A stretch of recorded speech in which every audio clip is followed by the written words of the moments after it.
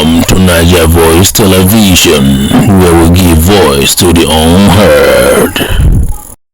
It is no longer a news that Mazi Nnamdi Kalu's case has been adjourned October 10th, 2025, as Justice Omotosho has not yet concluded with the allegation leveled on Mazi Nnamdi Kalu by the DSS and federal government. Nigerians are not happy. The people of indigenous people of Biafra are not also happy. International bodies are watching. Here are more details on the views. You know, Nnamdi Kanu went to court today. We want to tell you about the drama that happened, what might shake the foundation of Nigeria's legal and political system, the trial of Mazi Nnamdi Kanu. You know, it has been years since he was kidnapped from Kenya back to Nigeria in what many call an illegal, extraordinary rendition.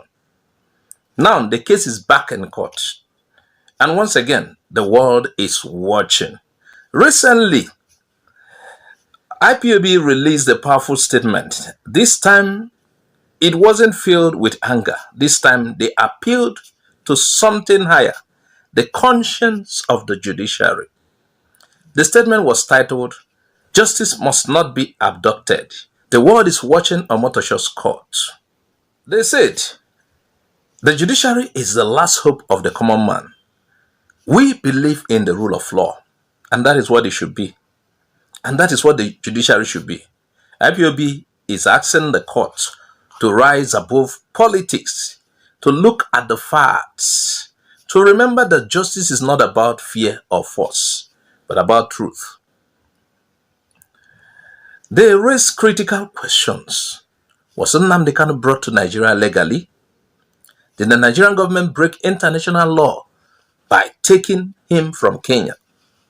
And most importantly, is the government trying to jail a man without real evidence? As we go, I will be rolling out for you. It is not just about presenting a case in court, but presenting facts and evidence. It matters so much. That is what the judges uses. So as we continue, the Nigerian government fired back. The lead lawyer chief, Adeboyega Awomolo, says Kanu is not just making noise. He told the Federal High Court in Abuja that Kanu's speeches on Biafra, that's on Biafra radio, were dangerous, that they inspired violence and killings, and that over 170 security agents died after those broadcasts. According to him, this is not mere boasting. This is terrorism. This is a threat to Nigeria's unity. Now, he went further to say Nnamdi Kanu proudly declared himself leader of a banned group, told his followers to go after policemen and kill them, and made Nigerians live in fear. That is what he said. So, he urged the judge to reject Kanu's attempt to walk free and force him to enter defense. Now, here is where the case starts to shake. Kanu's lawyers, the respected senior advocate of Nigeria, Kanu Agabi, stood up and asked a very simple question. You know, just like I told you earlier, it is not just saying Nnamdi Kanu did this or did that. Evidence. And look at what he asked them. After Nigerian lawyer came up, said what he said, the Nigerian judges, the ones representing Nigeria, he asked them, where is the evidence? Maturity matters here too. Where is your evidence of what you've said about Nnamdi Kanu? Like I told you, this is where the case starts to shake. Where is your evidence?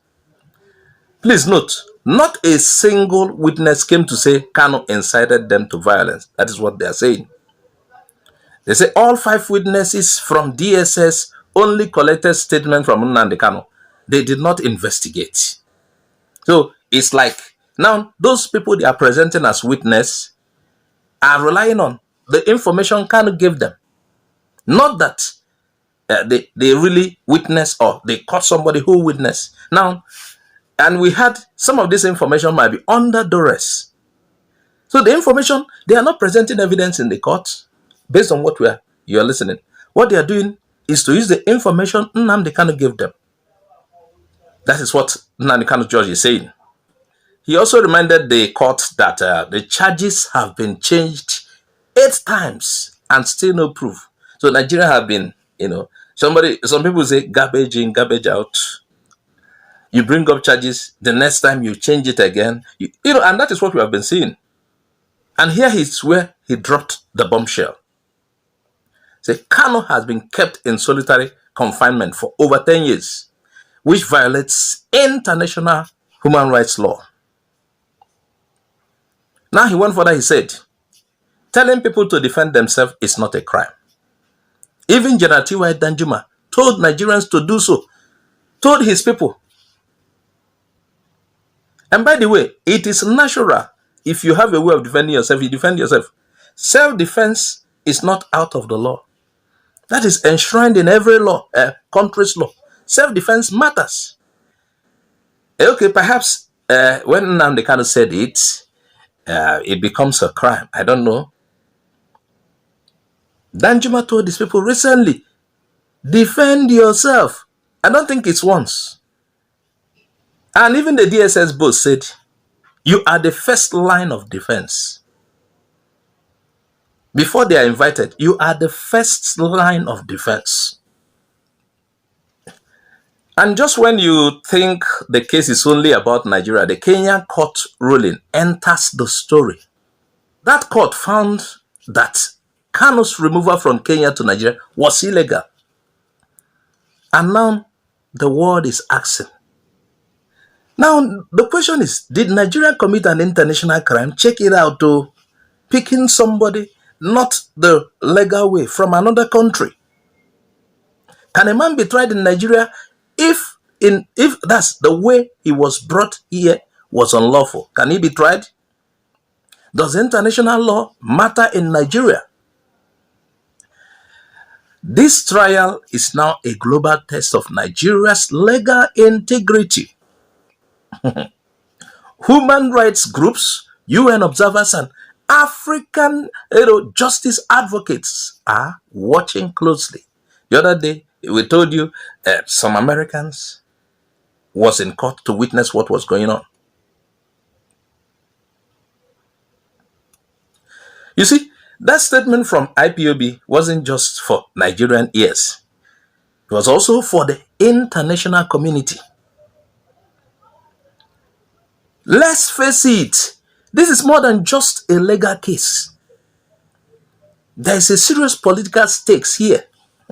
Everyone involved must be careful. Remember, some judges in Nigeria cannot travel because of just the past, that's 2023 election. Some judges cannot travel.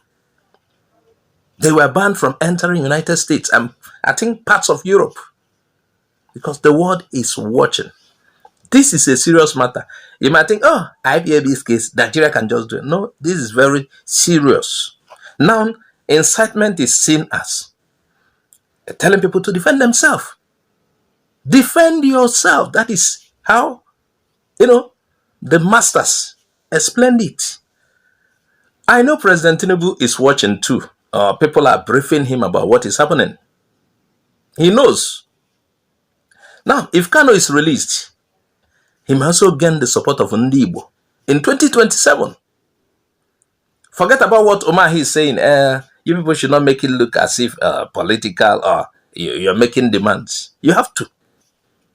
If you continue keeping Nnamdi Kanu in jail, it pleases the northern elite and the security hardliners. So, Tinubu stands at the crossroads. Justice or political calculation? Peace or punishment? Unity or unrest? And we must ask, is the court truly free to decide, or is it under pressure from the top? People are talking everywhere. In the southeast, Onitsha to Enugu, Aba to Nsukka, people are watching and they are talking. Some say, Kano has suffered enough. Let him go. It will come to a point he might even need a compensation. All this while, he has been held in custody. Nigeria has not come up with something. Can you imagine? At this stage, their evidences are what they had from Nnamdi Kanu. And you hear things like Boko Haram commanders being pardoned, but Kanu is in jail. Okay, tearing Nigeria down so that people will go their separate way peacefully is more deadly than people who are trying to kill off all Nigerians. You know, this has become a question of double standard and a question of how Igbo people are treated in Nigeria. The court has finally set a date, October 10, 2025. Would that be for final ruling? Or what? Why are they setting such date? Anyway, that's when Justice Omotosho will decide. Will Kanu be forced to defend himself in court, or will the charges be dropped due to lack of evidence?